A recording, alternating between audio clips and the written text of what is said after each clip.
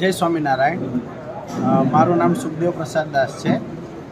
આજે આ પ્રેસ કોન્ફરન્સનું મુખ્ય કારણ એ છે કે નવા વર્ષે બધા જ પત્રકાર મિત્રોને વડતાલ ધામ ખાતે બોલાવી નૂતન વર્ષાભિનંદન પાઠવી અને વડતાલ ધામમાં દ્વિશતાબ્દી મહોત્સવ, શિક્ષાપત્રી લેખન તેમજ આચાર્ય પદ સ્થાપનનો તારીખ 30 ઓક્ટોબરથી 5 નવેમ્બર સુધી ઉજવાનાર છે। એના ઉપલક્ષમાં આ પત્રકાર પરિષદનું આયોજન કરવામાં આવ્યું।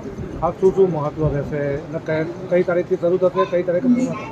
ભગવાન સ્વામિનારાયણ દ્વારા સુંદર મજાના વૈદિક સંપ્રદાયની સ્થાપના કરવામાં આવી।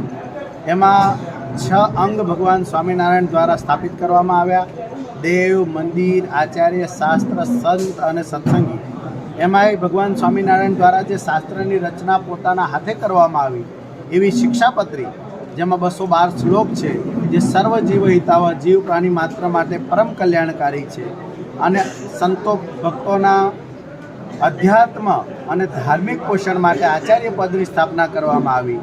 એના 200 વર્ષ પૂર્ણ થતાં વડતાલ ધામ ખાતે આ ઉત્સવ ઉજવાનાર છે। તો તારીખ 30ના પોથી યાત્રા સુંદર રીતે ઉજવાશે, નીકળવાની છે। તેમજ મહોત્સવના સ્વાગત વધામણા, દીપ પ્રાગટ્ય આદિ પ્રસંગો બધા 30 તારીખે થવાના છે। 31 તારીખના દિવસે અખંડ ધૂનનો પ્રારંભ થવાનો છે। દરરોજ ભગવાનને કેસર આદિથી અભિષેક થવાનો છે।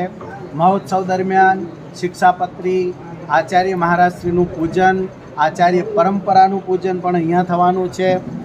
દરરોજના દરરોજ વિવિધ વસ્તુઓ દ્વારા ભગવાનનો અભિષેક, શાસ્ત્રનો અભિષેક થશે, ડ્રાયફ્રૂટનો પણ અભિષેક થવાનો છે। દર વર્ષની જેમ દર 6 મહિને સમયામાં સંત દીક્ષાઓ અપાય છે। એ પણ 2 તારીખના રવિવારના દિવસે સવારના કાર્યક્રમમાં એ પણ લેવામાં આવશે। અભિષેક પણ 2 તારીખના થવાનો છે। વિવિધ કાર્યક્રમોમાં વિશેષ રૂપે હાકડી અને ઉદ્યાપન પૂજન એ પણ 2 તારીખના આયોજનની અંદર છે। તારીખ 5 કે જે પૂર્ણિમાનો દિવસ છે, જે ઉત્સવનો છેલ્લો દિવસ ગણાશે આપણનો, તો તે દિવસે ભક્તિ માતાનો જન્મોત્સવ ખૂબ ધામધૂમથી ઉજવવાનો છે। આમાં રાજકીય, સામાજિક, ધાર્મિક એ અગ્રણીઓ પણ પધારવાના છે અને અહીંયા ભવ્ય રીતે કથા વાર્તાનું આયોજન, સૌથી વિશેષ આકર્ષણ એ કથા વાર્તાનું હશે, જેમાં પૂજ્ય જ્ઞાનજીવનદાસજી સ્વામી તેમજ પૂજ્ય નિત્ય સ્વરૂપદાસજી સ્વામી એ કથા વાર્તાનો લાભ આપશે। 7 દિવસે હજારો સંતો ભક્તો પધારવાના છે, એમના દર્શન આશીર્વચનનો લાભ મળવાનો છે। પૂજ્ય આચાર્ય મહારાજ શ્રી આખા